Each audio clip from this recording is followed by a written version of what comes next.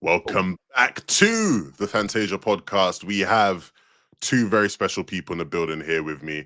We got the big dog, Reese Hub, here with us again.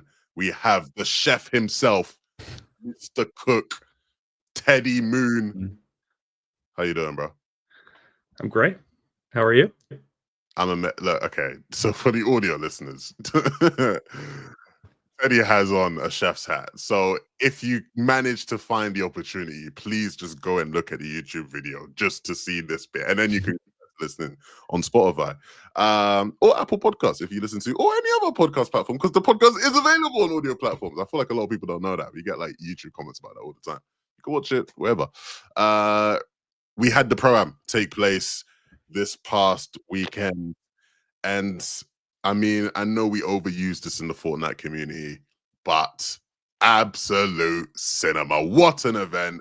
We're going to be talking today about one thing we learned about every Pro-Am team. I feel like there was so much going on. I feel like there were so many discoveries made about these players, these creators, these people, this beautiful game we call Fortnite. And so we're going to discuss all those things today. But I have to just get the initial thoughts and reactions on the Pro-Am. Reese, I know you did a viewing party, right? You and DJ hit it up. Yeah. Well, man, how was that? Must have been fun. Unreal content. Honestly, there's so many different avenues that could go down. You know, if you look at the one thing I will say, reload pacing feels so good. You know, like the actual speed of the matches. You know, it's not like there was this kind of dip in mid game where things get kind of boring in Storm Surgery for 10-15 minutes. It's like it was quick. You know, it was fast. Like I wouldn't want that. I'm going to keep saying this. I wouldn't want that for a real FNCS, but for like this style of Pro-Am where there was a lot of creators and things, that speed felt really, really good. Like from entertainment, I feel like every game there was just something to watch from like start till end that kept me entertained. Then the actual creators themselves, like some of the big creator moments were unreal. Like the game that crashed, which I'm sure we'll bring up at some point, Ali A getting farmed just over and over. I went on a stream with like watching his reactions. That was one of the funniest things I've ever seen in my life. Like it was so good. And that was the same game that Typical Gamer full pieced Peter bought. So it was like, I feel like the pro gods had to wipe out that game from existence to stop the content creators getting ahead of themselves or something like that. But there's so many different things I could talk about. But honestly, I felt like it was like a 9 out of 10 tournament. Maybe 10 out of 10, depending on the last game. But it was honestly just so enjoyable to watch. It was such a breath of fresh air. Like it was just so fun having, you know, an entertainment focused event, right? You know, we're always here talking about the competitive aspect of things, but to just have a show that was just really about just having some fun. You know, even talking about the event, like you could talk about so many things about the event, and we will talk about the event, but even just the build up to it, those couple days before, watching all the IRL streams, watching everybody, you know, fly in, land in, the clips on Media Day, the random streamers and people popping in and popping by, like all of that was just so much fun to watch. And it was like, you know, obviously this season's like a very unique type of season, a one-off season, but it was just like having all the focus just be on this. And everybody's eyes being on this was a lot of fun. It was really enjoyable. Yeah, one thing I want to add to that just before Teddy cooks up something like a fire here, but I think for globals, I think it would be fantastic to ensure there's enough days of practice room held before the actual event, because like you know, some of the best stuff that came out of this weekend was the few 4 days, you know, the 2, 3, 4 days, whatever it was, lead up when players were arriving. There's streams, there's content coming up, there's players 1v1 in each other and stuff like that. Like that was so good, and I'd love to see that same thing at globals. Like, you know, I know they do a lot of media days and practice, maybe a bit more for globals. I'm not 100% sure what that'll look like, but I really want enough days of just players in practice rooms so we can just get some content out of that. 100%. It's so fun to see all these people interacting with each other, your favorite creator, your favorite pro. Yeah, this whole thing across the board, 9 out of 10, 10 out of 10, completely agree. Fortnite cooked. Did cook as hard as me with the puns sometimes, maybe not. People don't, you know, people haven't decided that yet, right? Okay, yeah, I'm sure they'll get to it. I'm sure they'll get to it. Yeah, but I echo exactly what you guys say. There's not much to add. The build-up was amazing, starting with the duo reveal stream, cold, egoing courage for the first week, I love watching the pros and the content creators play tournaments together in the build-up. Yeah. Maybe in the future, you make the build-up a little extra longer, or you give a little more time, like you said, Reese, for practice between the teams, so you can really see the team chemistry. You can see teams growing together, and you can give the creators some time to showcase Fortnite competitive a little bit more deeply. I watched a lot of the funny clips from the build-up. Completely agree. It's hilarious to see, Clicks interacting with Courage, or Nick A30 and Queasy interactions and all that stuff. Like, all that stuff was awesome, and then the tournament itself was very entertaining. Even even the push-up competitions in the power outage or the DDoS, whatever ended up happening. We got to respect the push-up numbers, though, right? There were some crazy push-up numbers, because they were like 44, 45. Form got a little sloppy towards the end, but who cares, right? Right. I was like, I was giving mad props while I was streaming, thinking that's insane. I was like, I'm getting down. I'm tilting that camera down, hitting some push-ups. I got to 15, and I was like, right, okay, maybe I could hit maybe 30. I was like, mid 40s, no way. Like, there's crazy, no chance. There's no chance. Well, you want to know what that was the only. Oh, go on. You want to know what the issue is, Reese? What's that? Sounds like you're backing down and you're giving up. Okay. And you need to have an amazing attitude. I'll be honest. I hit 15 and I backed down. I gave up and I said, you know what? They're just better. That's it. That's over. It's over for me. It's funny. That was like the only analysis my viewing party got out of me the whole time. It's like, forget the game. It's like, oh, hold on, Cypher's form here. Yeah, you're seeing it. He's a bit shaky right now. He's shaky. What I mean? Like, that was little dippy, little half reppy, little bouncy towards the end. But he really pushed, because he could have been done like 7 or 8. That would have affected the next few games after that. That's exactly what I said. That was my nice. I was like, if I was their teammates, if I was a Moxie, I'd have been fuming with Cypher there, mate. You can't be. You know what I mean? He's tight in the arms and the shoulders. Like, it's not shoulders right. roll. Bad posture. Shoulders will be rolling forward the time. Not a fan of that. Not a fan of that. But that was actually a big part of the event, right? Because obviously, game 4, the whole thing just sort of shuts down. Bucky ends up on 60,000 viewers because everybody's like, what the hell's happened? All the streams are shut down, the Fortnite broadcast has gone down, and all the conspiracies start flying out. According to obviously what they said, there was a power outage or whatever, and it was more to do with like the USC campus or whatever. But even that, like, being, because I instantly started to think back to globals, right? Last year, where there was a problem, and there was like an hour delay before we actually got started, and most people think back on it very negatively, because it was just like, oh, bloody hell, what drag, whatever. Whereas, like, everything I've seen people talk about this was just like, no, it actually ended up still just sort of being a fun part of the event, It's like, it almost felt like a halftime show rather than there has been something catastrophic going on, which I think just speaks to the lighthearted nature of this event, but just how fun it was for people and enjoyable in that sense. I do wonder, like, had Ali not been farmed for elims so many times before that, would have people thought it was fun? Because obviously the conspiracy that Ali DDoSed the entire event, unreal, firstly, phenomenal. I just stole that from someone in my chat, and then DJ stole it from me as well. And then, it was everyone else said the same thing anyway. Everyone's stealing, as an idea, I was like, this is a kook, and then that just kept the memes going until the game started again. So, and then it's like, what's gonna happen with Ali next game, bro? Like, it's funny because I was like tracking the stats throughout the tournament because I still have access to like the analysts' stats, even though I wasn't at the event, So I was like looking at the numbers, and Ali at that point in the tournament was not looking good on the revive stats or the respawn stats, but by the end of it, because that game gets wiped, it wasn't actually that bad. Like, it wasn't as bad as it could have been with that game included. Oh my goodness, that would have looked way worse. But shout out to Ali, man. All right, look, let's talk about the winners. We had Peterbot and Aussie Antics winning the Pro-Am. Pete does it again. Back-to-back LAN wins, he called it. I know some people were instantly disputing the legitimacy of this event in the competitive sphere, but he has now won the last 2 official LAN events. He's coming off this, winning the season. when Aussie Antics was paired with him, everyone said, "Oh my god, this is rigged. Aussie Antics getting Peter Butters. You know, he's got to win now."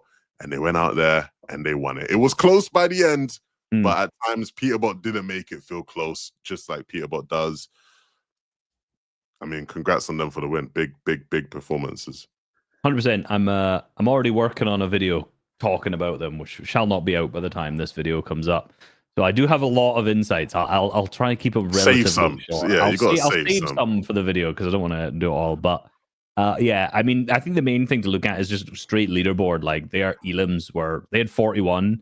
Cooper and Zemi had 27, I think. Yeah, they had a lot more elims. Yeah, and like, you know, the difference in playstyle was so nuts because, you know, Cooper and Zemi in second, they were so reliant on just consistent end games, kind of like a classic FNCS style game plan. Whereas Aussie and Pete in first were just like, let's get a ton of early elims and just like frag out and then try and do what we can in the end game. And it was interesting because, you know, a lot of the hype coming into this is, oh, if Aussie dies, we're going to see some crazy solo clutches by Pete. And there were good solo clutches, right? Like they got a good amount of placement points. Yeah. There were no bangers. There were no bangers. There were no, you know, it was just like getting a bit, you know, in game one, like he dies because he can't edit like out a wall. Yeah. I've never seen this before, man. I've never seen this. And my obviously joke at that point was if I ever see him the Scottish Peter Butt, I'm like, this is what I'm talking about right here. Yeah, there was a bit of Peter Butt slander on my stream when that happened. We were all a bit like, hey man, this ain't the same Pete from last year, man. Let's just say it. Until you see him piece up Savage in like game 4 or whatever. That was one of the filthiest clips I've seen. That's like that's the beauty though of having someone as good as Pete. You're always just waiting for the one mess up so you can be like, I see, there you go. I told you he's not as good as you know what I mean? It's like full delusion. Yeah. But no, that's their gameplay. You're right, because you know that was actually what they had planned off the go. You know, Raz sort of like was in my chat beforehand, and he was like, "Yeah, we're just gonna try and kill Mongrel and just sit on top of Allier and just farm Mongrel out the sky and just kill everyone around us over and over." Spoiler alert, that worked really well. And, well, to be fair, it wasn't as that simple every single game, right? You know, but they, for the most part, did just get fraggy. And that's one of the areas where it's like you got to give credit to Aussie because he was able to hold it down. Like most other creators in the lobby probably just fumble, and then it just means that Pete can't play that way. But like the clip of Aussie actually just put in the work on Mongrel is just legendary now. It's just like that is just an all-timer elimination in Fortnite history. I'd said, you know, I said in last week's podcast, I was like, who's going to have the best creator moment? You know, there's going to be a creator who is going to go crazy and it's going to be a clip. I've got to give to that moment. Aussie shockwave in Mongrel's box. For sure. Wiping him out. Going crazy. Like, what confidence there is. There's just shockwave in. Like, why not? Insane. There was a time not so long ago where everyone was like, Peter Butt can't get it done on LAN. Probably cheating. And now just imagine basically that's within 1 year, that's complete 180. Credit Peter Butt will do it on LAN, irrespective of teammates. Is this now the narrative? Exactly. He can't be beaten on LAN. It's just a matter of time till he you know, gets 17 eliminations in a game or something. And it's coming. Pulls it out. And shout out to Aussie. Because you know, he does these viewing parties, great streamer. Fishing streams are actually really good vibes if you know you're stuck in the house and you get to see him go fishing. But we got to see some real antics this Saturday, which I was finally. I know. I always felt like we never got enough antics from Aussie. Yeah, you know? that's what it always felt a bit like fraudulent that he had the antics there because it's like, yeah, like you're Aussie for sure, but like where the antics at, you know? But there were real antics on the weekend for sure. 100%. Like all the Allier related antics. Yeah. Right? Yeah. That probably will power the antics part of his name for the next year at least. Oh no, for sure. Yeah, that's what the A in Allier stands for. It's just Ali Antics. It's Ali Antics, not as much antics as Aussie. Look, it's funny because Aussie, you know, it was. I'm very happy for him because when he got Pete, it was very much like it's a lose-lose. Yeah. Right? If you don't win, you held Peter Butt back and you're the reason Peter Butt didn't win and it's bloody Peter Butt, so you must just be terrible. If you do win, obviously it's Peter Butt you're playing with. Like, what? Obviously you won. And so, you know, he said it a bunch. You know, whenever I spoke to him, he was like, "Yeah, bro, like, it's just like I'm happy I got beat, you know, because now I can maybe I can like try a bit more and care a bit more. But like, realistically, it's a lose-lose. People are gonna show me anyway." And he's actually walked away from the weekend, and he's not really getting shown at all. Like people are giving him his props because he stepped up in some big moments and he did what he did. Don't get me wrong, he died in a couple end games, and by a couple end games, I mean most of the end games. But 5 of 6. you know, he died in a lot of the end games. But you know, one thing I said in my stream is like, chat. This is why a lot of you should be putting more respect on Poyo. Peterbot is like the hardest player of all time to follow, even for pro players. Yeah. So imagine now being poor little Aussie Antics, I say little, big Aussie Antics, and you got to follow this Peterbot dude who is just full playing solo. Like, it's going to be hard. But now, Aussie, I want to see him milk this to the moon, you know? Oh, yeah. Because he's doing this humble gimmick of like, nah, it's all Peterbot, you know, he's crazy. Yeah. No, you are the first OCE LAN game winner. You're the first OCE LAN winner, international LAN winner, because the one they did in Australian Open is Mickey. We don't count that. You are now the greatest OC player of all time. I need you to own that and rep that. Reese, do you think he redeemed the whole region for all the cheating scandals and everything? I think if anything, he made it worse, you know? Because, if they're like, you have all the whole region of OCE just cheating. You have, in whatever different way you want, teaming, actual cheating, pretending you're other players, and all of that, and you still can't win a game. And then Aussie Antics wins a game and wins a LAN. So I feel like, if anything, it's not redeemed the region. It's just made it worse. Yeah. I think for me, what I've learned from these two is, one, Peterbot is just the GOAT. Even though he maybe is slightly more human than what he was last year. And OC is as bad as we all say it is. And it is as bad as we all say it is. What I've learned about Aussie is that he will take this humble gimmick almost too far. Yeah, like, you know when everyone's always like, oh, Nick is such a nice guy. You can't be that nice, man. Like, he's got to be faking it, you know. And now Aussie's starting to creep up into that category. Like, you can't be this humble, man. Just fucking say I'm the fucking best and like scream that like one time, please. There was a moment, right, in game 1 where he has 2 elims and Pete has 2 elims. And he's like, what are you doing, bro? Like, you should have triple my elims, you know? Right? He let his real personality out there for a minute. Came out, you know? Yeah, slipped out. Yeah, we just need more primes now, so we can just get more. Like, the more success Aussie gets in pro-am events, he's like, the more ego builds, and it's like it just reveals himself. You know, that's what we need. He had good stats. He was one of 6 players who didn't get eliminated by a content creator. Yeah, and only him and Faxity were the only 2 creators. He was 6th in damage ratio. Like, he cooked. No, he did. That's why, like, when he's on stage with Frankie going, "Oh, I saw Peter." No, I'm the fucking guy. That's what I want to hear him say on the bloody stage. Second in creators elimination, who eliminated pros. 2. He beamed someone out of the air by Steamy Stacks. I can't remember which game that was, but that was another highlight play. I do remember that. Yeah, I do remember that. Oh, who was it? What's he gonna say in his next video? Like, "Good day, mate. Is that your Aussie impression? Yeah, that's my Aussie with the nice vibey music in the background. I just won the FNCS Pro-Am with Peterbot. It was such a great weekend. I don't think you've cooked on your Aussie. That didn't give me Aussie. It gave me an Aussie, some Aussie somewhere, but not our Aussie. That wasn't our Aussie. I think one of one, I guess.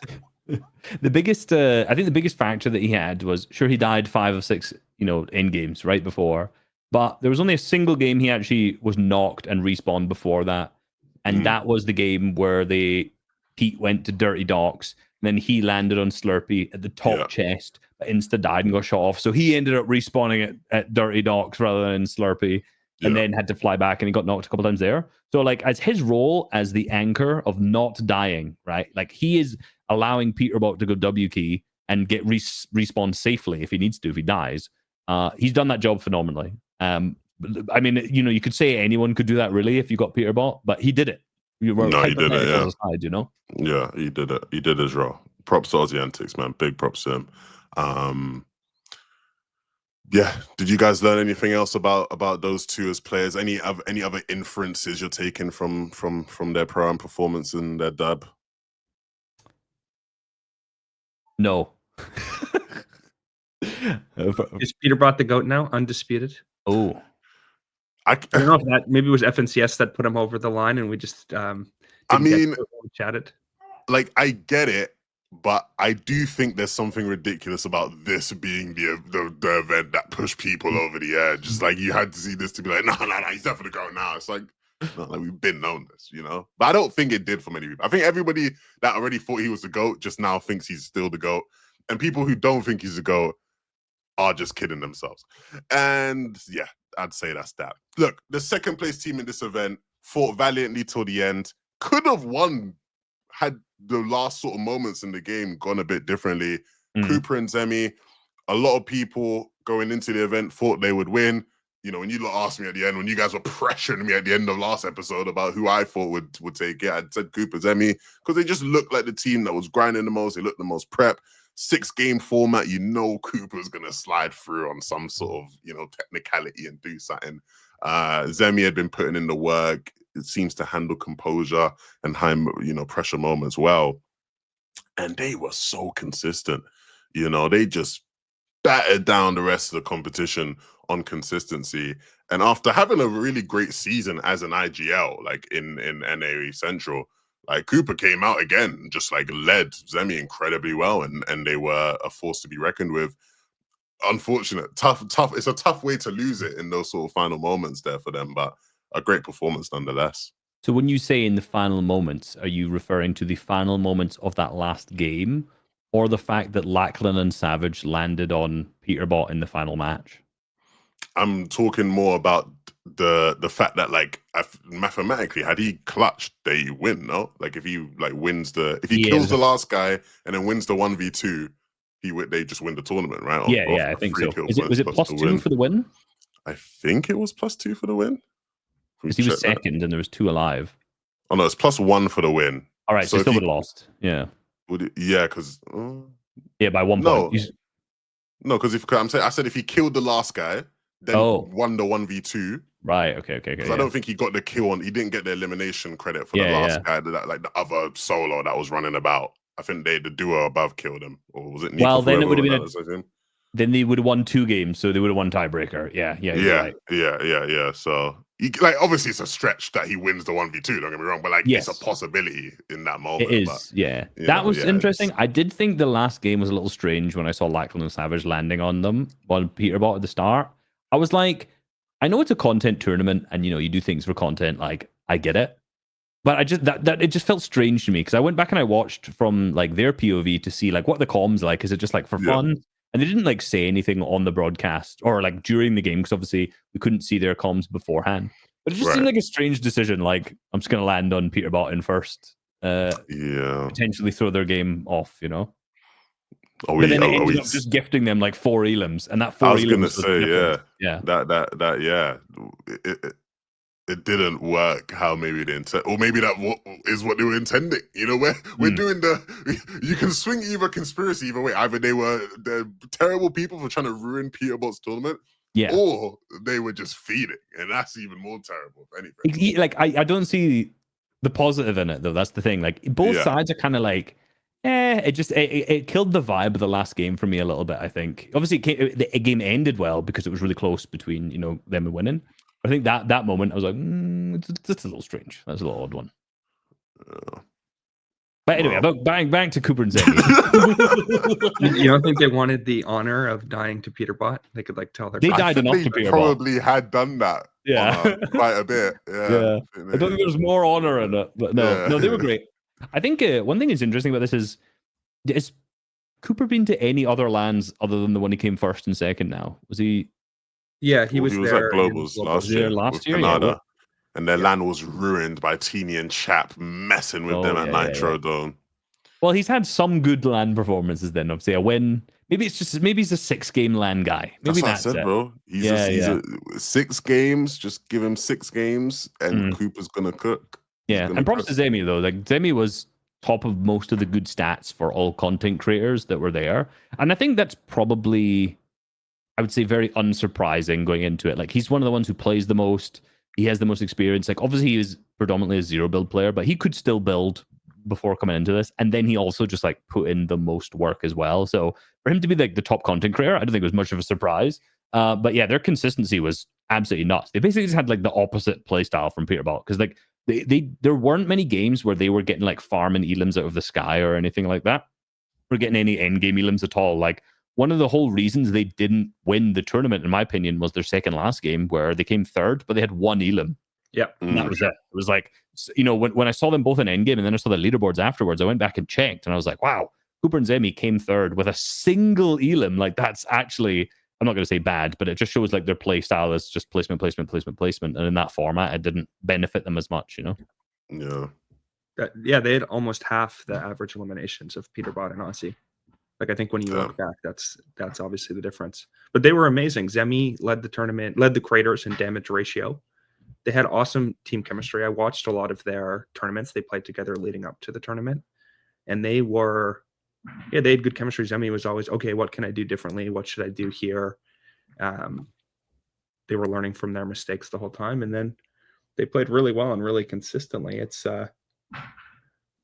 literally the difference is, like you said, Levin, one win, a few eliminations here and there, either going to Peterbot or going to them. It's like the breaks of the game. I don't know if you remember, Teddy. I don't think you were there, Reese, because it might have been like an NA segment. But I remember on the pod this year saying like Cooper's got to be like the best like honeymoon period player, or like the best player you'd want to play like a one-off event with, you know? Like, if you just had to get thrown into playing with somebody on NA, you'd want it to be Cooper. And that's what I learned this weekend, that I was right in saying that, and that continues for me. Like, Cooper is just like best vibes. Obviously they did grind. It's not even like when you actually look at comparatively how much they played and how much they prepped versus other teams, they actually did just do a lot more than other teams. But you know, when you look at Cooper as a leader, he's obviously now IGLing a lot more and whatnot, and it's like he just, the way he communicates, the vibes he brings, you know, and it's not like he's just like some super like fluffy nice guy or whatever. Like, those times where like I watch where he's like common things to Zemi, he's like, no, don't do that. And it's like he's being quite firm, you know, but like just that clear communication is really what you need at the highest level of competing. So props to Cooper there, man. I was super impressed by him. I remember that take, Levin. And I do think that's one of your skills, is giving these players these labels. Like, what was it, Pink? His teammates always leave in FNtasia. I know, but I felt bad about that one after. Thank you for the props. I actually felt bad about that one after, to be fair. Sorry, Pink. Sorry, Pink. I didn't mean to bring that one up again. But that would be a good podcast where you go through and, you know, you just cook give up players labels. We could do that. Giving stereotype players. Weird brand. No, that's no. There's a lot of them. Trust me, there's a lot more that sometimes don't get released because you know, I don't want to upset people. Yeah, Reese, what were you gonna say about Cooper and Zemi? I think I said it all there. I mean, I just parrot kind of what you're saying about the comms, because I'd similarly have gone back and watched a couple of their games, and I think Cooper side yelling, I'm interested in seeing where it goes now on NA more than anything else. Like, taking away from this, like, can he become an IGL that plays with, like, obviously he is playing with the best, but can he be put in a team where he's going to actually just like be in a shot for actually winning FNCS or not? Right. That's just one of my thoughts from listening. Is he going to elevate from a consistent LAN qualifier to in the Acorn Force? Yeah, old Peterbot class of players where they're favorites to win FNCS every single season. And also, as much as like, obviously this LAN doesn't mean that much in the grand scheme of things in terms of just placements, but it does show that at LAN, Cooper's not going to be nervous and flump, right? It's like, you have a win, you have like a second place here, and then, you know, an unfortunate event. So like, he's at least reliable. So I don't know how much of that players actually care about, in all honesty, because, you know, you probably have to stick with a player for the whole year, and there's going to be one event of many they're going to play. But I think that's a very good mark on his, you know, rap sheet. Yeah, even an event like this where there's creators and it's more for fun and for entertainment, the pros, they need to show up, right? Showing up and playing really well is a huge thing, and I think it's definitely worth celebrating the players who did show up and played really well. For sure. For sure. When we look at the next team, the third place team, the Frenchies, Nikov and Podesai. This is a team who their stocks rose rapidly going into the event. I think what happened, and when we did our initial grading on all the teams, I think we definitely slept on these guys, because I think what happened is a lot of people going into the event rapidly remembered or at least realized just how good Nikov actually is. I think by the time the event started, a lot of people probably, or at least from what I was seeing online, there were a lot of people who were like, this guy actually might be the best creator here. Like I know we've all been talking about Lacey and Ron and everyone, but like actually from watching, like Nikov might low key be, and it's because people forget like he was a pro. And I think people forget that like not only was he a pro, he was like, I know it's a different era of Fortnite, but he was actually one of the best pros, like he was a higher level player. It's like, one thing that people always discount and discredit is like the skill, right, that goes into it. A personal example for us, right? All the FNTS casters and commentators and whatnot, we will randomly play Fortnite sometimes together. And whenever Vivid plays, it just catches you off guard. Like, Vivid doesn't play much Fortnite nowadays, I don't think, right? So maybe the building ain't as sharp, but the aim, the brother just don't miss. And for guys like Nikov, is very, very similar. Now, I'll say, I don't actually think Nikov stood out as the best creator in performance over the course of the 6 games that were played. But him and Podesai doing as good as they did, I think a lot of people ended up having them as like a dark horse to win or just a potential favorite to win. And to see them come in third place isn't too surprising of a result, knowing how things went. I'll be honest, towards the start of the tournament, I was actually a bit disappointed in them. I was actually like, they're not really, but they sort of picked things up and ramped things up towards the end. And obviously, they win the last game or whatever, which clutches them to third place. Yeah, I think like with this team, it is interesting. I think going back on what you said about how good some of these players are when you're a pro player. I think a lot of people remember there was a discussion we had on pod, like how good would we be if we go back into World Cup time, 2019, take our current skill, current sales, and everyone always says, I'd win World Cup. I know Book was like, I'd win World Cup, I'd be Booger or some shit like that, right? Yeah. But when you play against players who are gifted, especially in the aim, I think that is, you made a good point on that. You just recognize so fast how you're just wrong. Like you play against, a player now who's good currently, right? And they're not even like a consistent grand finalist. They're going to hit shots on you that you're not even nearly used to hitting, right? And they're not even in the top 100 or even the top 50, top 10, etc. So when you have players who are at some point in that, it is an absolute shock. And I think honestly, I think Nikov and Podesai impressed me more in the warm-up, in those couple days prior to the Pro-Am where they were doing the 2v2s and they were just, shitting on people. I think it was like they're rolling through them. I was like, ooh, this is exciting. But I feel like, obviously, they won the final game. I feel like I just didn't see much from them this whole weekend. Like, I don't know if they just weren't really showing much on the broadcast, or maybe I just wasn't paying attention to them. I was watching Ali A get farmed instead. I didn't feel like I saw much of them outside of that final match. I didn't feel like they were in the discussion. Yeah, it did feel that way. To be fair, it also felt like there were actually a couple teams I felt like we just didn't see. Like I felt like we saw Ron and Canada the game they won, and that was it. Like I felt like, did they win the game? I'm trying to remember that. They won the game, and then they had one of the better celebrations of the tournament. Yeah. I was like, am I bugging? No, they definitely won the game, right? Like I feel like outside of that, we like just never saw it. Like there was just people I feel like we just didn't watch much of, even in the end games they were in. And you're right, Podesai and Nikov, it didn't feel like we saw them much, and it didn't feel like they were in that conversation. Even like going into that last game, right? The conversation wasn't around them; it was around Seti's team, Peterbot's team, and Cooper's team, right? And then they win the game, and it pushes them up. So that's fair. Yeah, they went up almost 4 spots on the last game. It's sometimes the last game winner, like they go really under the radar because they're not being tracked on the leaderboard the entire tournament. And then when you have this huge last game win, you surge up. Maybe after the fact, you talk about it. So would you guys say that Nikov wasn't on his game as well as he could have been?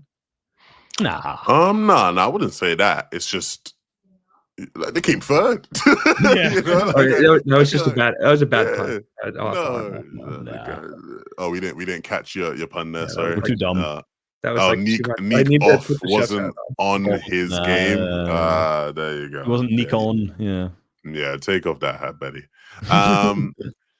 Yeah, no, I look, this team, they had the gentleman chemistry. It's interesting because I think, you know, there were always going to be the one thing we sort of said going beforehand was like some of these teams where it's like the creator from France or whatever, or the creator from wherever, they're gonna have to pair them with like a pro from that region. And in this case, you got like great chemistry of just like two people in the same, or know each other very well, very familiar with each other, would have competed against each other in the past, have definitely played with each other in the past as well. And it sort of just sort of worked, right? Just sort of worked, sort of went under the radar. But it was nice because they became like a strong team for people to be like, no, this is a good dark horse. And like the French fans had a team, like because they might not have a team at globals, but here they had a this was the French land moment of the year. Yeah. All jokes aside, at least on my end, Nikov may have been the best creator at the tournament in terms of performance. He number 1 in creators eliminating pros, 6 eliminations. Aussie was second with 4. Number 2 in damage ratio. And then I think he was top 10 in damage dealt in the overall tournament. Okay. 7th in damage dealt overall by creators. So like a really good, puts it all together. I was wrong then. Sorry, my bad. I misspoke. He was the GOAT creator then, my bad. Yeah. So he quietly, he may have been the best creator, like maybe Aussie, and which then tracks with like what people started to think before the event, right? Because like again, like in the leader, in those like practice days before, like everyone's like, hold on a minute, like this guy might actually be the best. So it would make sense that he ended up just playing like the best. So it's the one they had game 2, one really bad game, but otherwise they were pretty consistent and obviously had the huge exclamation point at the end. Yeah. No, props to these guys. They're great. They're great. Shout out to Podesai and Nikov. And number 4, Seti, Dyer, 4th place. And a tough 4th place because obviously they were like in the top 3 going into the last game and they were in contention. But obviously, with Peterborough in the last game, you're always really sort of looking at a bit rough. But this team were sneakily just so good the whole time. I mean, they were constantly a force in endgame. Seti had obviously, his big clutch in game 2, I think it was, where he comes 2nd place with a bunch of elims. And the fact that most people, including us, were just like, brushing them off. I think the only people who were rating them highly were like Polish fans, of course. We had Cammy and Jacob first. Yeah. Right. But it's like, this team surprised the hell out of me. And if we're talking about what we learned from each team, I wish Coach Harry was there. I think Coach Harry dodged this ep because of this team. Because of this result alone, I'm 100% sure he has dodged this episode because Seti is not the problem. Everything that Coach Harry had to say about Seti a couple weeks ago, scratch it. He was wrong. Seti's the truth. And I will not be told otherwise. What was really interesting as one of the firstly, I'm very disappointed that Harry's not here because I would love to just to grill him. We wouldn't even need to speak. We just need to hear him explain himself, and that would be embarrassment enough for him, right? But one of the things that Deej kept saying while we were watching, he was like, "Oh, imagine how good it is to be in a Seti tarp." I think we forget like how good at endgame that man is, and I think one of the biggest problems we've seen with Seti's teams, of course, the last couple of seasons, is just even getting to endgame with good mats. A lot of this kind of reload setup, you got so much mobility, it's really not the same. Obviously there's creators and things like that, so if you get a guy like Seti into an end game with some good mats, like he's going to go the distance in that. And I think that was very much so proven throughout this entire tournament. It was like every single end game he was just there. He was just tarping, he was fragging out, he was just playing like a player we've probably not seen him in before. Maybe he's just a reload guy. Maybe that's what it is at this point. Like if we can get them through the early and mid game, like they're just gonna have a good setup, Yeah, and they had a good strategy because he had a pro with him, so she knew exactly what to do in end games. She knew how to follow him, how to play with chemistry, right? Daya didn't jump off like on the Kinch Crater stats here, but 100%. I think if we went and VOD reviewed all their games, we'd see a team that was pretty well aligned because she knows what to do, and they clearly had good end game execution. Well, yeah, I think we definitely should have actually looked more at this team, and I think a couple people who did like actually start to rate these guys a bit more probably were thinking of the logic of like, hey, hold on a minute, wasn't Daya invited as a pro, and then now all of a sudden she's a creator? Hold on a minute, that something ain't right here. There's two pros together. You know what I mean? Because when we're looking at it, obviously the Exet trio were the team that won the Milk Cup, and they were all invited as pros. Right, Moxie was considered a pro. She played with Cypher PK. Regs was considered a pro. She played with who did she play with? Can't even remember who she played with. Nate Hill. There you go. And Daya, the third on the team, she's been invited as a pro as well, and she's playing with a pro. Something else here. Now, I did ask my chat because I actually wanted to know, and I didn't know much about the Exet trio. Like I wanted to know like who's the best in the team. And the rankings I was getting from my chat were too inconsistent. I think they were just guessing.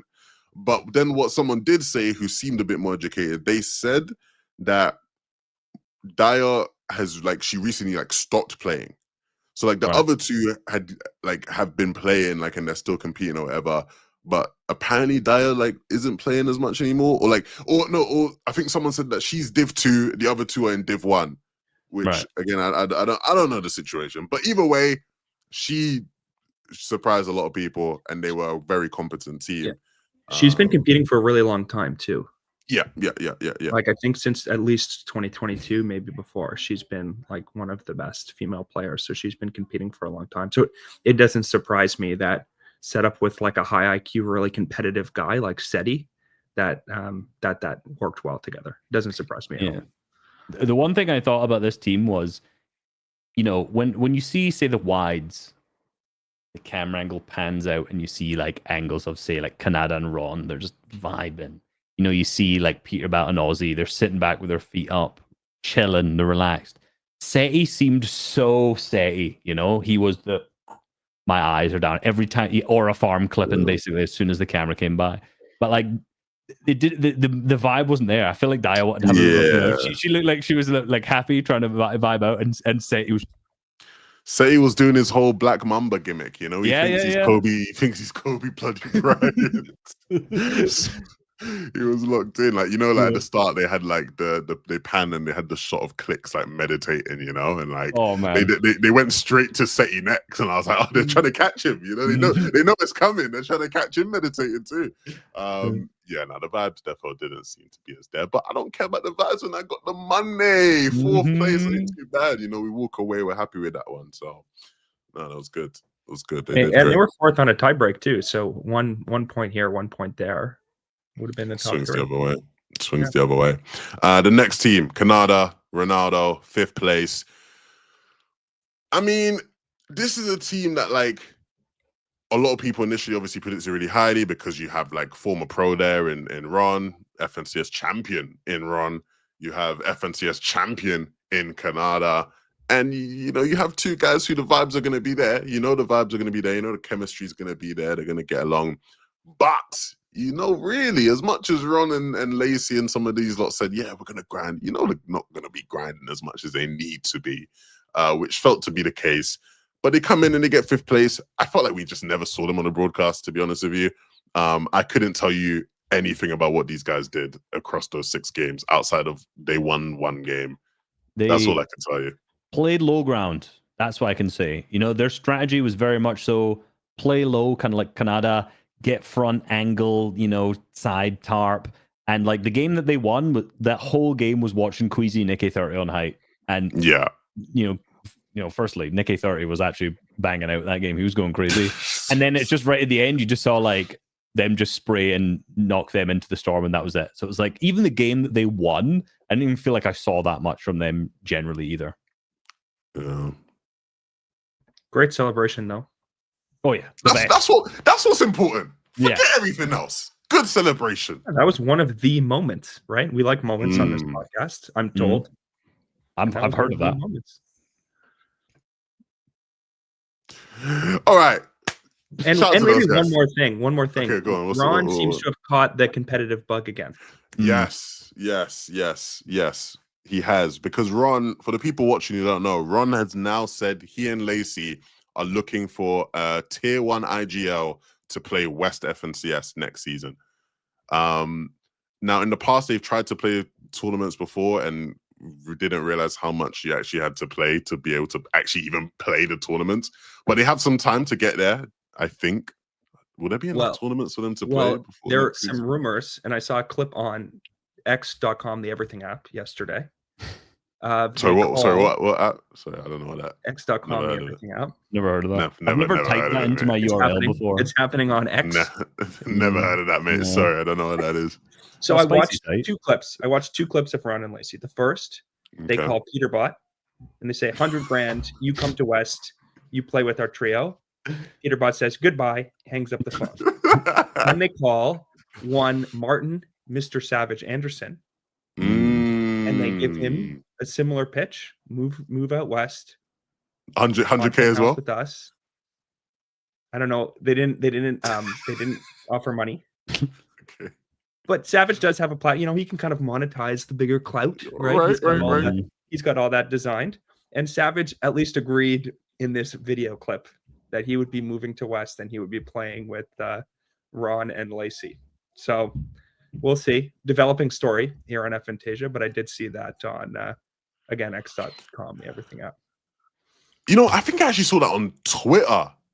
Oh, I think I might have I've seen that on Twitter. Yeah. I saw I think I saw a tweet about it on Twitter, but yeah, I've never heard about no posts. Just I saw a tweet. I definitely saw a tweet. Had a video. I definitely saw a tweet about that. I definitely saw a tweet I about saw. that. Yeah. But I mean, I think again, I think another thing about the Ron effect is that kind of similar to Nikov, where his aim, he was beaming. There was a couple clips of him on low ground, just fragging out, beaming, hitting tons of headshots and stuff like that. So he obviously has like the potential there. Now, will he and Lacey grind? Absolutely not. I feel maybe this is given false confidence that if you just play with someone good, you know, you're going to be able to pop off. But that not every event is a pro/creator event.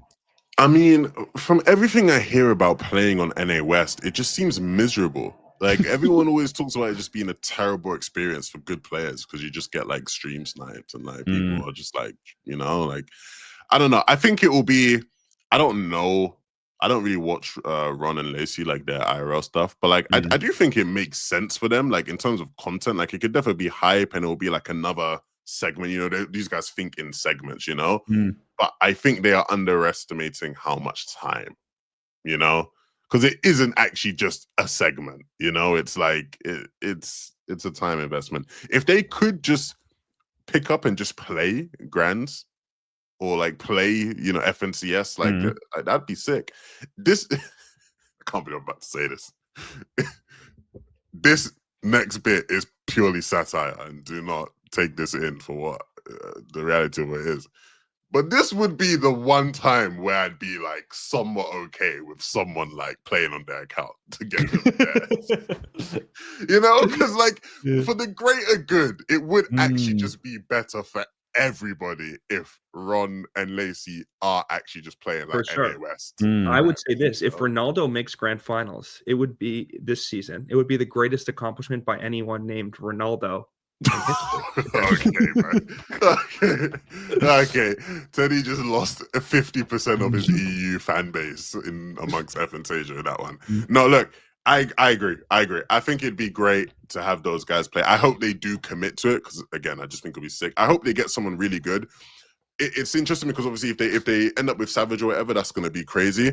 But if they end up with just some like underrated like go on West, the stimulus package that kid's going to get is insane. Like that kid's life could potentially just change. I hope that they get the right type of person, you know, because it's like you can find like a good comp person, right? But like I hope they find like a, you know, like a B-Tech Canada or something. Like find like a cracked kid who's actually just got a fuck ton of personality and then just like go crazy. That would be so much fun. That would be good. You know, what would actually be interesting is, you know, obviously Teddy mentioned that Savage may do that.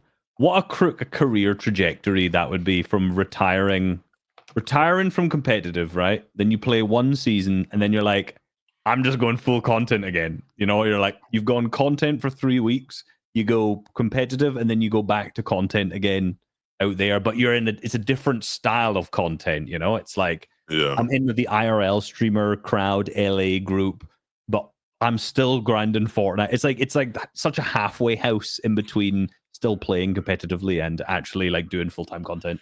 It's like a level, it's the next progression or evolution in like the whole playing of mongrel thing, right? Yeah. You know, it's like taking a step more in that direction, which I think is ideally what Savage wants. I think the problem in this situation, if we're like actually looking at it, is just the fact that like Savage, his viewer base is obviously predominantly EU. And I know when he went out to NA, like they still did good and whatnot, but like West is then even pushing even further.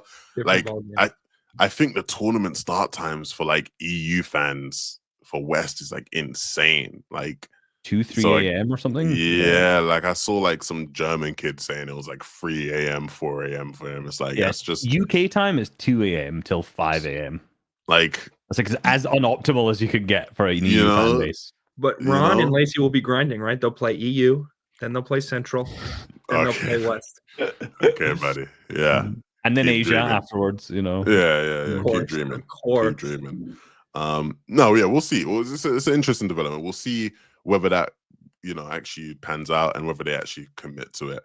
The next team, though, that I want to mention, Gon and Flakes, they came in 6th. What I learned is that Brazil fans were right. They were spot on. I mean, yeah, okay, they weren't spot on. Okay. They were like right that we were sleeping on them, but they weren't spot on that they were going to win. Correct. That's a good analysis because I have the stats. And, you know, if you're looking at damage ratio, damage dealt, and you put it high to low and you scroll all the way down, I think the most impressive part about this is that they came 6th, but Flakes did the second least damage of all people. He was beaten out by Loser Fruit in damage, and he came 6th, which is unbelievable. I think what we got to say is Gon might be the land goat from Brazil. Yeah, like, you know, he's the performing one. with Quanti, performing here with Flakes, like respect. Yeah, he's the one. It's funny because it's like, again, you know, I know how these things work. It's the internet, right? So like people don't watch everything, right? But we were getting like comments on the initial Pro-Am ranking we did of people going, you guys put, and it's like Brazilian, so it's in like I'm just translating from Portuguese and shit. You know, it's like people going, you know, you guys said they were gonna be bad, or you guys said this team was gonna be better, and look, they came sick. Da, da, da, da, da. And I'm like, yeah, but you didn't watch the episode we did before Pro-Am where we were bigging them up to the moon. You know, so you know that's how these things are. That's actually a good lesson to the Brazilian fans that you can easily exert pressure by commenting on the content. I don't think that's the liking precedent and we want subscribing to to. Yeah. If you like, subscribe, angry comments. We'll read your comments if you do a super thanks. Especially about Brazil, right? Oh la la, oh la la. No, but these guys, I'm not gonna lie. It's funny you mentioned the whole damage thing. Gon was going crazy. I felt like we saw a lot of like I can't remember a lot of Gon getting kills, but I remember a lot of Gon getting kills in the feed. Like I remember a lot of the time looking up in the feed and just seeing Gon. So yeah, no, I'm excited to see. Is he qualified for globals? Yeah, in Brazil. Don't know actually. I don't feel like he has. Because I was asking my, you know, like again, some of these players you don't know much. I'm like asking my chat, like, is Gon still like is Gon? Where does Gon rank in Brazil as like a player right now? You know, and like people in my chat again, I don't want to speak because if I speak wrong, the Portuguese fans, or sorry, the Brazilian fans are gonna be on my neck. But you know, they were saying that he's like good, but he's not like the best Brazil player. You know, like he's not like. I mean, he came the Peter 9th. Wait, so that's wrong. 9th in play. Oh, sorry, that's major. Sorry, I'm being a drone here. This season he was 15th in Major 2 finals cumulative, so that's not a qualification. And in season 1, he didn't make grands, I think. Oof. So. Yikes. Because there was one person in the chat who said he's fallen off low key. So He's I guess clearly not. He's the Brazil Lango. He's not making it to LAN, mate. This is the last LAN he'll ever be playing at this rate. I know. But Unfortunately. like, Actually, I wonder why King didn't go. Visa? Maybe it's hard to get Brazilians into EU. Because Sorry, King's Argentinian. He's not. South Americans. Sorry, generally. King seems like the kind of guy that you'd invite to something like this, right? He does, but I also think they. Oh, it's weird, yeah, because I want to say I think they weighted a lot of it on like the recent globals. I think because Gon did so good at recent globals, like he was the best recent Brazilian region performer. That's probably what pushed them to do it. And I think, like off the top of my head, like Gon's also like quite actually decent when it comes to like the content type stuff, you know. Like I remember him at Media Day and Globals last year, him being quite good and stuff. So maybe he just left a good impression on like Blast or whoever was in charge of choosing, you know. But now shout out to the Hero Boys. They repped Brazil well. Definitely repped Brazil well. Who else was there that we learned from? There's a couple of teams there we got to talk about. Thomas and Somerset. I feel like I didn't really see much of them. Didn't see much, but they were predominantly just fragging people out the sky. There were a lot of clips I saw on Twitter of Thomas just with unreal aim. Just whenever anyone was flying in the sky, they were just dead anywhere near him. And because he was up in that kind of left side of the map and everyone was respawning around and fighting, because it was kind of awkward around that side, especially since, you know, you had Peterbot's team kind of pushing out there sometimes and then getting an elim onto someone and they'd fly towards Thomas and Somerset's team. So, like, you know, you could get a couple of frags that way. Yeah, there was just a lot of clips of that. I honestly, I thought this team would place higher, though, I will say. Same.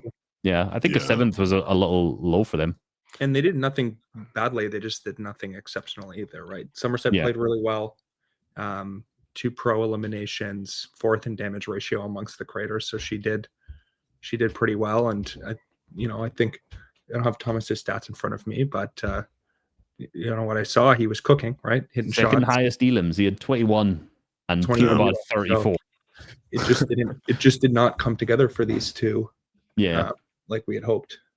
Yeah, it's a shame because I think on paper you look at the talent of both of them and you would have expected them to have done a lot better for sure. And here's the issue. They had a lot of elims, but 18th place, 16th place, 5th place, which was their best game, 14th, 10th, and 9th. So they just the placement points, lacking in the placement points. Lacking in the placement points. I mean, something I think is interesting, I've got the whole spreadsheet up and I was just kind of scrolling across and he got 21 elims, but he only fired 600 shots, right? Jesus. Whereas, say, Peterbot got 34 elims, but he fired like 2,000. You know, and you look at like the damages, I'm sure he got like half the damage, but he fired like a third of the shots, you know, and things like Sharpshooter. So, yeah. I'm not aim god as always, unsurprisingly. Yeah, it's interesting. You mentioning the placements there brought me to a thing of like I really enjoyed about this event.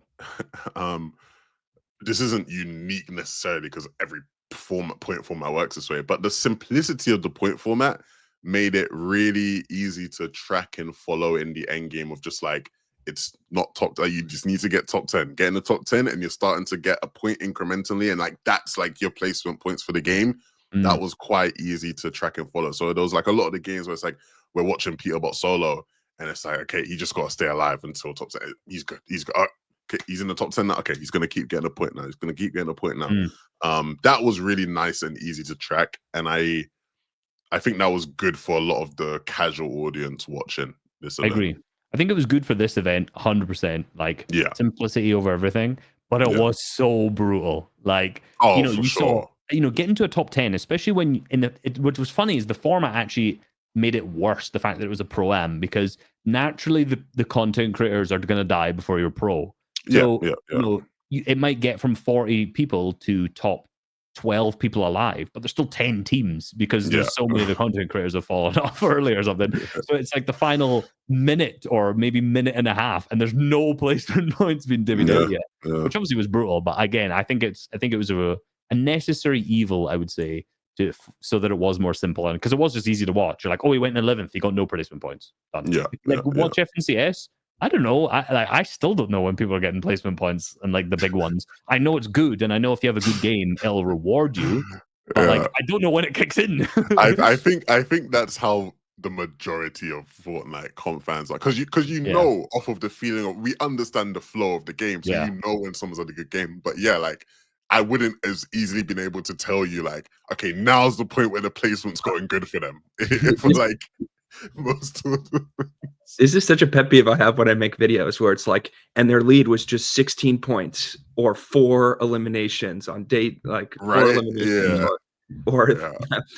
2.6 eliminations if with day 2 points or something. It's like, Yeah. I think if it's just simple, it's really easy to get the stakes nailed down. Though I like the way they cook with FNCS scoring in general. Yeah, no, I don't think I Yeah. wouldn't want this format for FNTS, right? But I just think for this event, it just worked for the simplicity of it. It was sure. good. All right, let's get to some more fun teams. Nick Hay and Queasy. Queasy committing to the get height, don't die was just masterful in every Unreal. way, shape, and form. One of the funniest things I thought about this, obviously, like first after game 3, I actually thought they were going to do better because they were. I felt like they had a good game 2 as well, but they actually ended up 15th, so they weren't. I thought they would have been first because they had 2 seconds, but then that did game 2. One of the things I will say about Nicky 30 is like if you watch the game 3 where he is on height and ended up second place, his like awareness was surprisingly good. Like there was Queasy was on a ramp in front of him, and he did like an awkward ramp edit to not chop Queasy out. And I'm like, in any scenario, like a player of his skill level, I swear, I'm pointing myself, even though he's probably better than I am as well. You're just editing out Queasy, and he's just dead. Yeah. He's down to fall damage in that scenario. He did a really nice edit. He hits a nice movement. Hit a couple only max damage with a pump. Like he was hitting. I tweeted Nicky 200 only as well, because he was just hitting nothing but bangs. So it was crazy, right? So I was actually really impressed with this. I actually thought it was quite disappointing. You just kind of vanished. It was like the first half, they were really like relevant in the discussion. And I think they had a bad game 4. Let me just check. I think it was like a bad, they came 13th and then 13th again. So they basically got 2 games with 0 points after that. And then that was just, they were just kind of out of it there. But I kind of thought coming into this, they were going to cook up a crazy storm strat. And they basically did that. It was just crash pads plus, flowberries for the most part. I've not like done a super in-depth look into it yet, but yeah, it was. I was quite impressed with them, but then they had so many 0-point games that just didn't end up working out. Yeah, I was like glad because I spoke to Harry after the event because like I didn't look too much into their games, but I had seen that like like when watching the first 2 games, obviously they're on height, and then like Nikkei's dead. And so I was like, in my mind, I was just assuming, I was like, he's milked. He's just, he's falling off. I actually thought in both instances he died from fall damage without like knowing actually what had happened. And Harry was like, no, that's not what happened. Like, like he didn't die from fall damage. Like, he like dropped down, but then he got bossed when he dropped down and tried to like frag people out. Oh my God.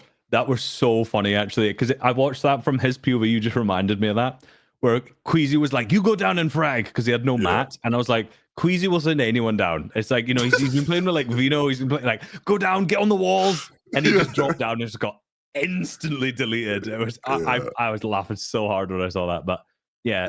I was looking, I realized Nick only actually got 3 elims the whole time. So I thought he would have got more. However, we got to remember is a lot of the creators, the elims that they did get, were those kind of respawn elims, shoot him out the sky. And by Queasy and him playing Storm, they kind of missed that. And I actually think that strategy probably isn't the best to give them the point format. Like, the play for consistent end game worked for Cooper and Zemi, but for most teams, like a lot of their elims were just guys gliding in for like focusing on weaker teams who are fighting around them and all that kind of stuff. So no, for sure. They needed a farming strategy mixed in with their height in the end games for a little bit more consistency. It was fun because I was watching with Pink and Yomzo, right? So like I'm watching with like 2 IGLs, and like instantly after game 1, like not even like after game 1, like mid game 1, they were both just like, bro, the strat has to be just like farming kills. Like you have to fight. Like you can't be playing like passive. Like if you want to optimize for this format, you've got to be fighting early. And then like, you know what I'm saying? So like, like you said, the Queasy strat probably wasn't optimal for that. But it makes sense because if you're Queasy, you're not cooking up a strat for you and Nikkei to be fighting. Like, you know what I mean? Like logically, like you're not doing that. It doesn't make Ali sense. and Mongrel are to your right. Other teams have managed to cook up a strat involving that, but like, look who's on Ali and Mongrel, and now do you still want to fight? You know, it's like, props to them, man. They still made it fun. It was nice seeing like, again, when you're looking at like just the themes, it was nice just seeing Queasy on height almost every game. You know, it's like this feels right. This is FNtasia. Do you know do you know how they took height in game 3? No. So do you know the skin issue? I'll explain it to everyone anyway. Like they couldn't change skins. Yeah. So basically, for the listeners, how the accounts were set up is they had temporary accounts, as most times you do at LAN, and they linked their normal Epic Games account to their temporary account, and it took whatever cosmetics they were wearing at the time and put them on their current one. It didn't give them their whole locker. It just gave them like the current ones they were wearing. So, for example, you see a Loser Fruit skin, it's going to be Alex or Loser Fruit. And if it's or they're going to change to no skins because that's the only two options they would have, right? So, you know, in game 3, Queasy's like, hey, Nicky 30. Queasy's like, hey, Ali's on height. So they're just like, we're just going to go up for it. You know, that was it. It's like, always, I saw Ali on height because no one else has a skin. So I'm just going up. That is so perfect. Oh my God, that's brilliant. Yeah. So that's how, like, you know, if you watched Ali getting farmed a bunch, he was like, "Please let me change my skin." Yeah. That's when it clicked changed to a no skin, and the next 3 games he didn't. He just kept. The next game he couldn't, because when they reset from the game, you know, like the game 4 crash incident, right? Like when they reset from that game, they didn't go back to lobby. Like the way they reset it, because I remember, you know, like Bucky's streaming and he's like showing the screen. So I remember looking at the screens and it went from like the frozen straight into the lobby of the next game. So interesting. That game they couldn't change skin, but in the game after you could. I think he still kept to the other 2 games anyway.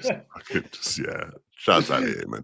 Did Nick A30 keep his skin on the whole time? No, he had no skin on the whole. He didn't use his skin. So that was weird because I saw him and Cypher both didn't use their icon skins. And I imagine it's because they decided they didn't want to get focused the whole time or something. Maybe it didn't get carried over. I didn't see either of them say anything about it, but I just both saw them. And same with Typical Gamer. He didn't have a skin on either. So I don't know what was going on there. I guess they probably just didn't want to get targeted. Yeah.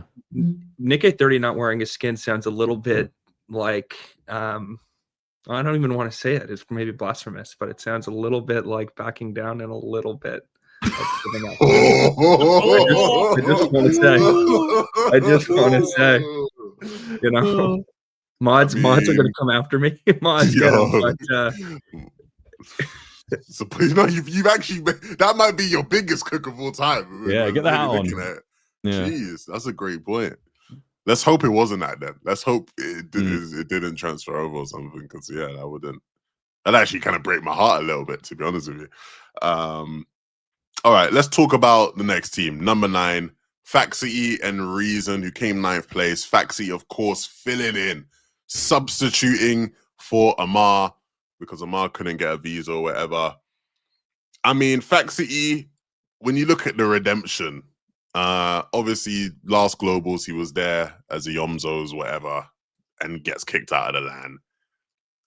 Things look in disarray. The relationship with Epic looks tattered, and yet he was there at the Pro-Am when many people didn't think he'd be. Super happy for him. He had a great moment. Their win was one of the better moments of the tournament, because Faxity, in Faxity fashion, full sold, and you can see the panic, like the comms from that moment. If you just played the comms from that moment, you would never know this was the Fortnite Prime in Los Angeles. It just felt like watching like a random Faxity cash cup where like he's full sold and he's like begging his pro teammate to like, no, please, like clutch, I'm so sorry. It was hilarious.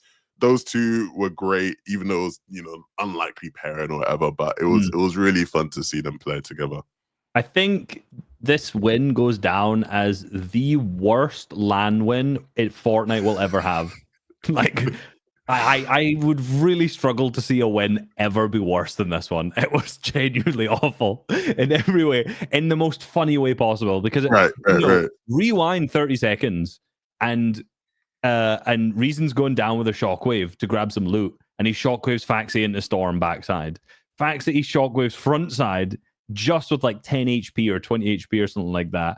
Then they both get back up onto height with the extra mats. Then that low HP he has is the reason he dies to fall damage. Just because it wasn't that high. It was like 4 tiles or 3 tiles up. And then obviously reason was the game where he got all the exotics out of that chest. So he has like the exploding AR, which is hard to hit in close range. And then the heisted breacher shotgun, which is like the tiny crosshair we have to ADS. Smallest reticle of all time. So the fact that he actually dropped and hit a max headshot with that, like a 185, the fact that he hit that is actually impressive. But he should have died like 500 times before, when he fell. I think the only reason they won that was because, was it Regs or Daya on low ground? I can't remember who it was. I think it was Daya, maybe on low ground. I think her pump hit like a 60, and if she'd hit literally anything over that, she would have killed him straight away. Because of the Paxi milk, The joke I made was like they had to get a 1 in 5,000 probability of getting the exotics to win a game. It's like that's what it took. It took them getting like a 0.000 something percent chance for them to actually win a game. So how rare that chest is. But okay, so is it actually that rare, or is this all propaganda? Because I swear every reload game I play, there is somebody with the exotic weapons. I will consult. Well, no, I think is there not one chest that has some exotics in it or something like that? I've seen it on the YouTubers get it sometimes, and they like make videos around it. But is it that rare? Chat, I'm on Syrian right now. Okay, the exotic is a 0.2% chance. Okay. Yeah. Oh, it's a 0.2% chance to get all of them, I think. Yeah, the dev chest has 3 exotics, so that's what they got in the tournament. Yeah. Oh. I don't know. I swear, maybe chat. Tell us in the comments. Like, I swear, every reload game I play, there's always someone jogging about with exotics. It's different though, because you can get individual weapon spawns, but then you can also get the chest that has it all. Okay. I think it's the difference. I think so. I could be wrong. I think it says exotic here, 0.2% chance to get a bunch of them, and then 0.1% chance to get like an individual one. 0.01. I didn't. I thought it was always they just come into one chest. No. It's just it's. I think it's easier to get all of them. I'm not sure. It was a little unclear when I was looking at that. Either way, it's very unlikely. Yeah.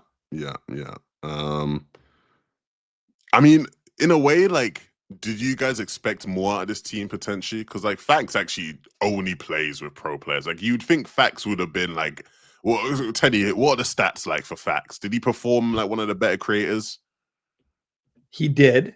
Fax played really well, so maybe there's a reason they didn't finish higher. I'm kidding, reason. So it might be the same reason. Mr. Savage is dropping him to play West.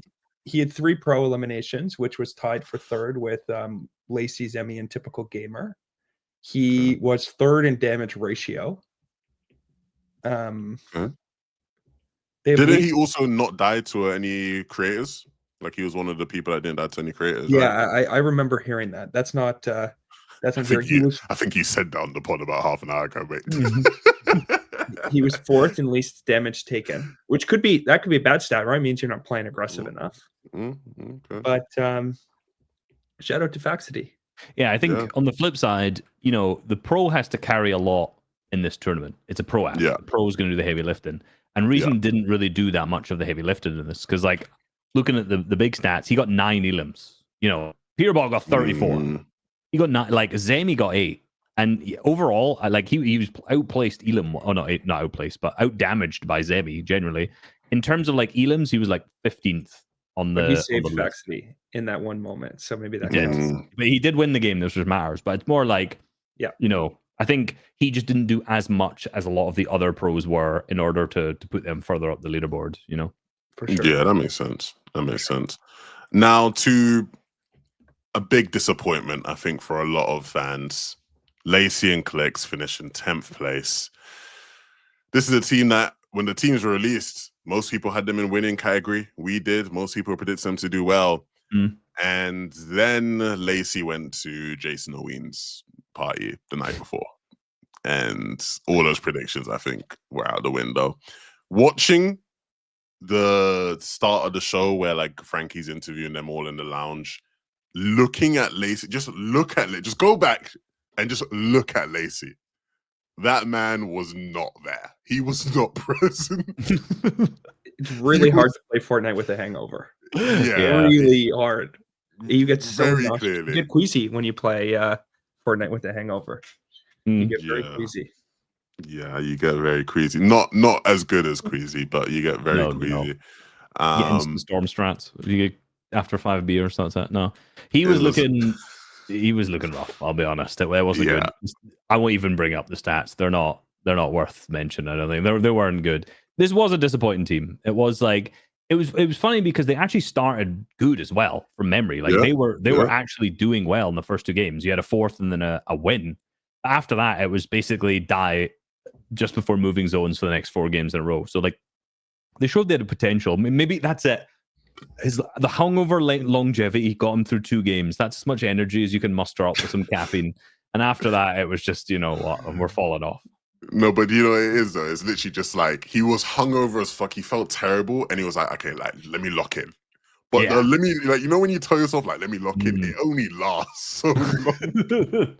So like after game 2, it's like his "let me lock in" it just weren't activated. It's like, fuck, bro, I'm fucking dead here, bro. I can't do anything. Yeah, and they ended up just dying a bunch. It was like it always looked like a late rotate getting lobby focused. Those kind of things. Like we need elims, we fight someone at a bad time, we get lobby focused, we die, and it was just kind of the rest of the games are just kind of like that. It was disappointing to see, but I also think it was disappointing to see Lacey not grind in the come up for this because he said he was going to. So like to not grind and then to get hungover and go, like I would like to see what Clicks thought of that. Like what his actual thoughts were, because I'm sure obviously it's all for content, all this kind of stuff. But I'm sure Clicks actually wanted to do much better than this as well. Is like he's still running high from the icon skin, second place in FNCS. This was like a Clicks era. So it would have been nice to see. Imagine he won or top 2, top 3. The possibility was there. And then he could have said something to Peterbot. Peterbot comes second. What could have been? What could have been? They blamed the zones. When I watched, I saw a clip on X.com, the Everything app. Oh, yes. Where Lacey said they got a max pull basically every single game. And I saw, I don't know if it was this one I saw or if I think it might have been Canada moaning about zones. But like, if you moan about zones in reload, come on, bro. It's right. It's over. Like, it's 1 tick for the first 10 minutes of the game. Like, you can just go in storm. Like, there's no storm surge. Why are you moaning? Just take a med kit. There's slurp barrels all over the map. Like, what are you talking about bad zones? Like, you have infinite shockwaves. Fucking shockwave to the other side. Like, it doesn't matter. Crash pads, flow breeze. Come on. And if you're a ball knower who watches Resub Extra, the zones spawn in a specific pattern. Exactly. You can predict them. You know where they go. The did they never change that after your video? I just assumed after watching your video that they would have like just changed it slightly. From Epic messaged me being like, I don't think we'll be able to fix that. We might disable them, and then they didn't. So brilliant. Okay. Brilliant. So basically everyone had forecasts in this event as well, which no one talked about. But like, I don't think many people really, I was looking through the replays, I don't think many people really were utilizing it like that though. Like, I know, I'll be honest, most of the pros weren't that locked in on the strats anyway. Yeah. So, like say for example, Peterbot, when I was watching through, he didn't know who was dropping around him specifically. Because there was one game, the game I said where he went and got packed in by TG when he went up to the north. Right before that, Aussie made the call. He was like, hey, we should key Cypher and Moxie because they're not doing well, who is to the east. And Peterbot thought they were to the north. So it's like, a lot of the pros weren't as like super locked in. So I wonder how many of them actually even knew about the forecast. Yeah. Well, are you sure they didn't just watch a second resub video about storm strats? Maybe they did. Maybe they knew. I also should have seen the tweet because I also tweeted about it. But well, maybe there was someone like me who like watched it and just assumed it would have got patched. So it was just like, I genuinely watched your video and I was like, this is so far before the event that like surely this just gets patched now. Like it's just it just won't be a thing anymore. Well, it's funny. That's also just comp specific because the zones are totally different in pubs. Oh, really? Yeah, Interesting. I think that's still. There you I go. think that still happens in pubs and ranked, but the But it's zones are not so as- different that it doesn't really yeah, matter. Like, Yeah, makes Yeah. sense. Makes Well, sense. speaking on behalf of the casuals, it is really annoying if you go for a supply drop and then it's not in zone. I must have Yeah. been sitting there for a long time though. So there you go. No. All right. Well, look, there's a couple other teams to talk about, but we won't go through every single team because in typical FNtasia fashion, we will only talk about like 10. We'll talk about 10. That's half the teams. Yeah, But a couple other players. Biggest disappointment for me, Jacob and Cammy. I mean, on the reverse end, let's bring Coach Harry back in again. Yeah. Mate, come on, bro. Like, what's this about? You know? I thought Jacob and Cammy were going to be like a genuine, like, dark horse team. Like, this is the type of team you just looked at all the variables and you're like, Jacob, I'm pretty sure is like somewhat decent at Fortnite. Cammy is Cammy. Like, this should just be a team that, you know, sneaks into like the top 6 at least. Yeah. I mean, in terms of 18th. damage, though. Sorry, I didn't mean to Stinks. interrupt. I was going to say, No, in no, terms of no. damage, though, like both of them were in the bottom, like almost in the bottom 10. So, you know, Yikes. Cammy was also, I think they also tried to play Storm Strats a bit. The thing is, they also tried to rotate multiple times into Slurpee, or I say multiple times, at least once, and instantly got packed in by Peter Ball. Actually, that's not even true. Instantly got packed in by Aussie.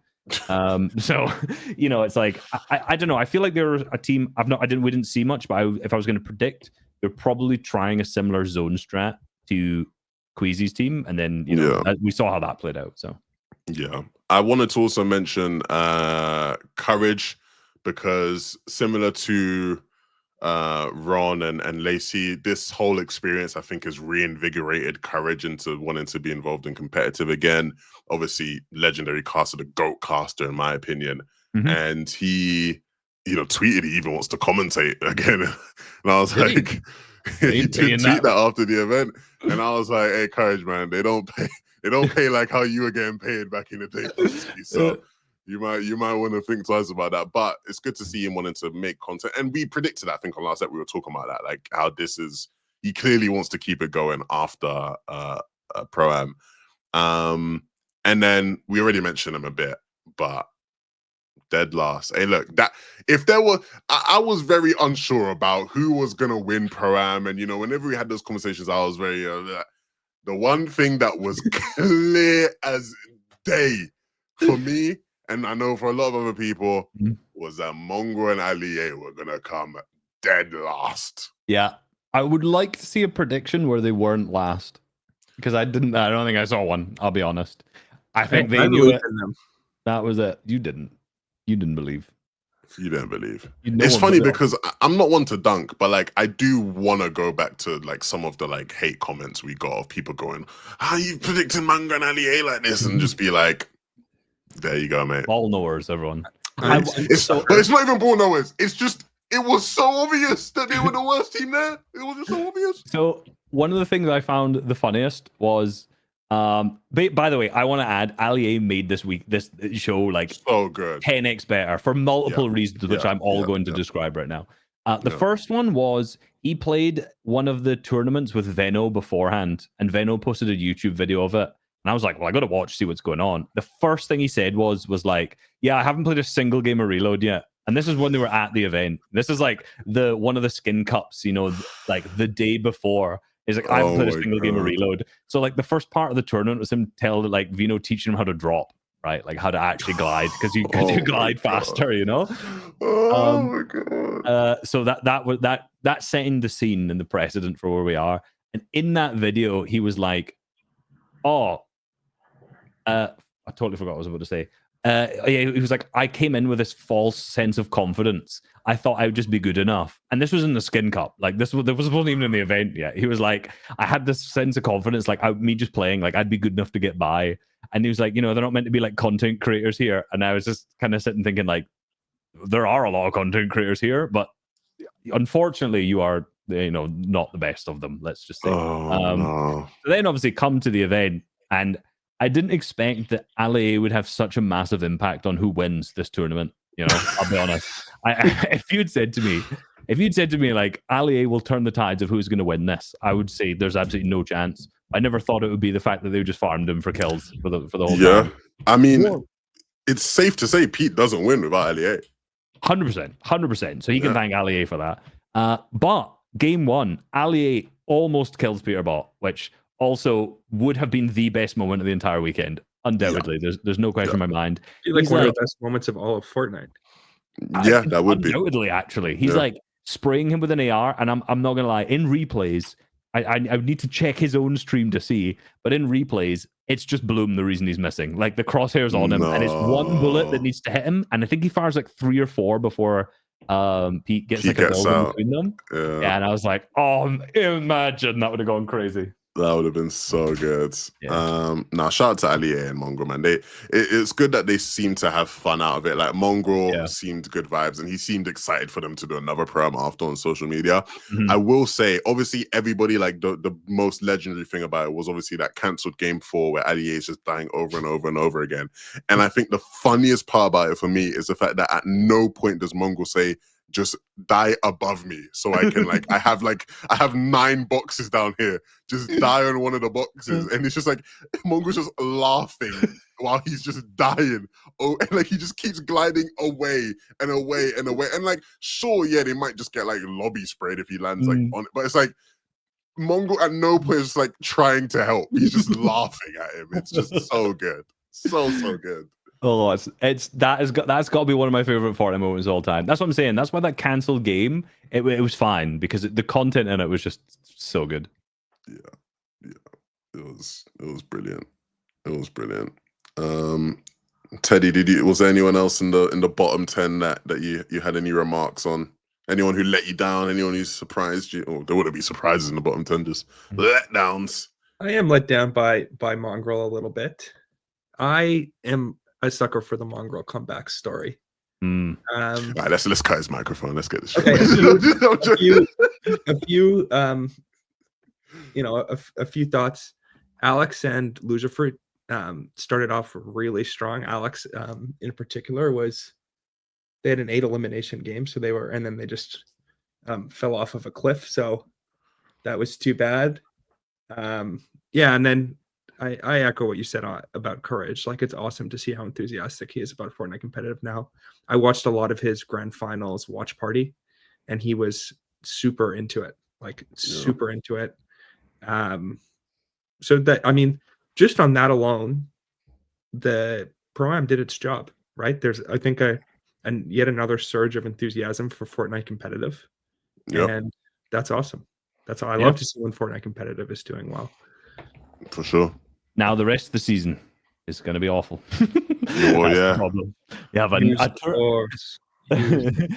a whole season where most players can't play any tournaments, so kind of just kill the vibes, unfortunately. But I think actually you mentioned I want to hype up Alex as well, because out of all of like the, obviously he's an OCE player, but they were what, 14th, 12th, or were they on the leaderboard? They were 10th at one point. 17th. Yeah, they're 17th. But Alex still got like 14 elims, and he was fighting Peterbot at one time.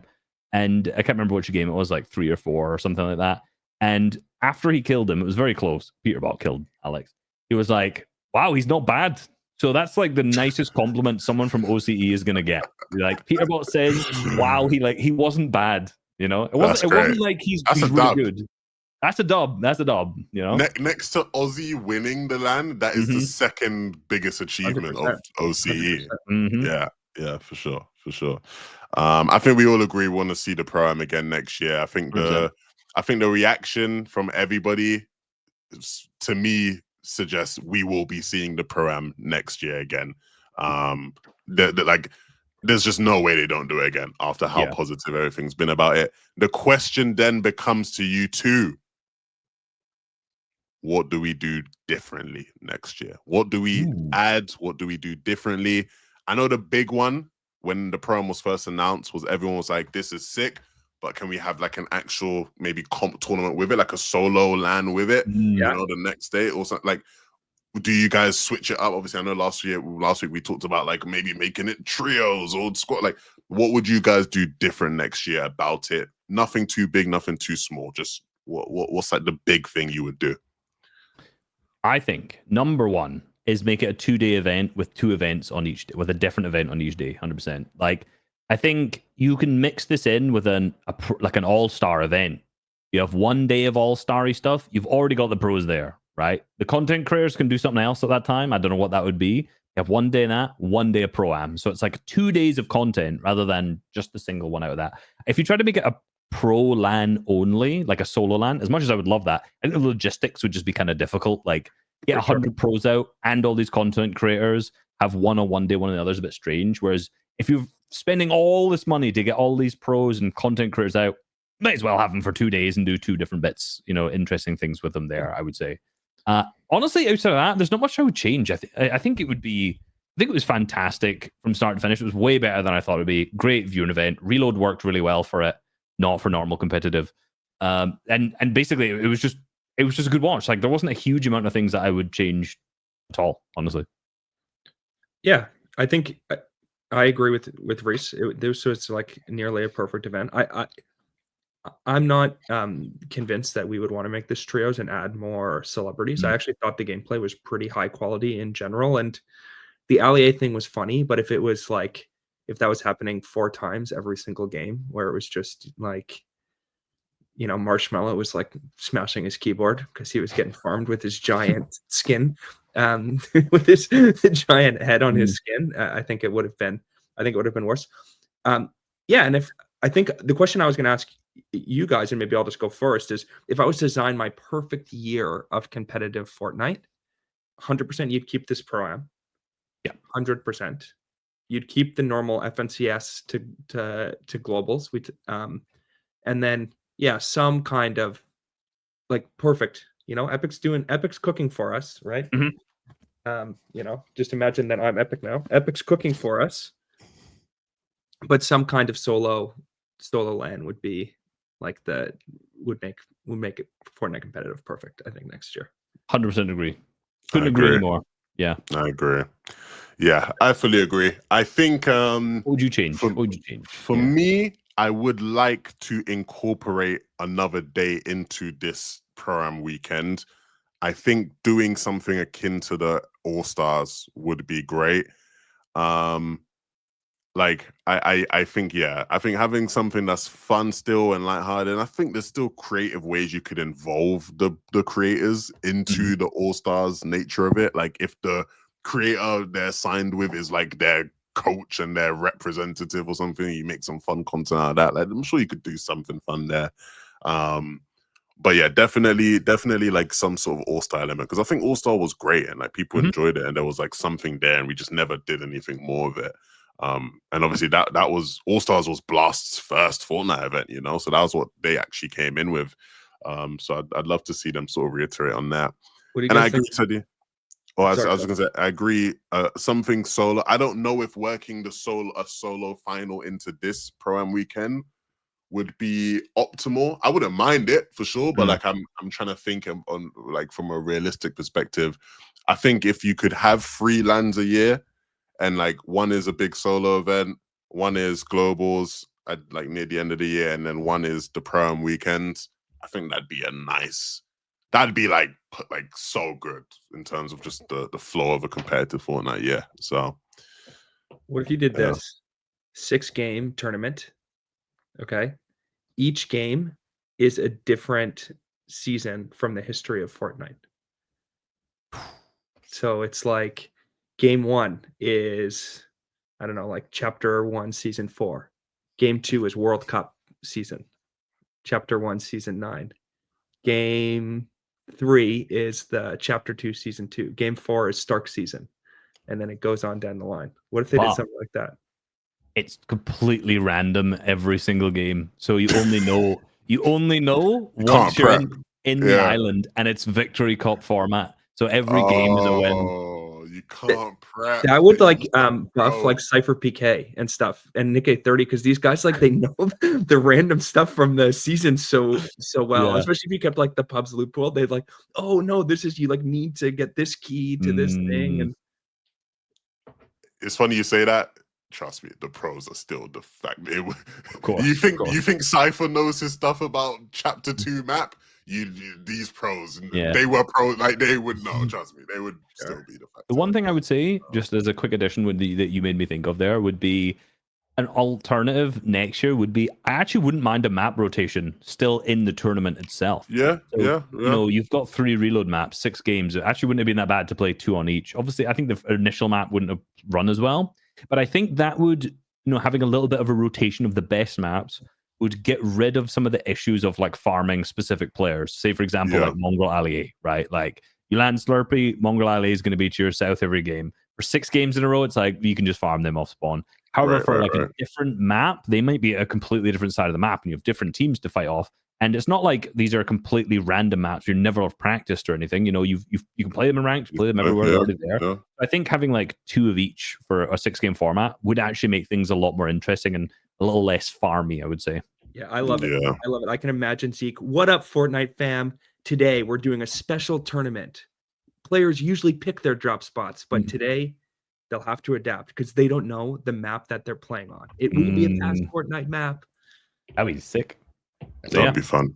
That would be fun, my suggestion. I liked it on the one map, but I think 2 or 3 actually would make a lot of sense. Yeah, I agree for sure.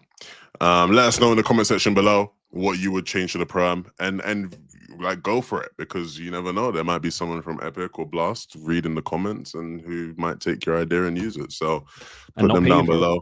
Yeah, and not pay for you. No credit either. No credit, no pay. But at least you get a better event to watch. So Epic can have my idea for free. I won't go after them. Oh, big mistake, buddy. You never do anything for free for Epic Games, buddy. Fine. Epic, if you do that, 6 figures minimum, or we're gonna have a talking to. This is recorded. This is proof it's here, you know? Yeah.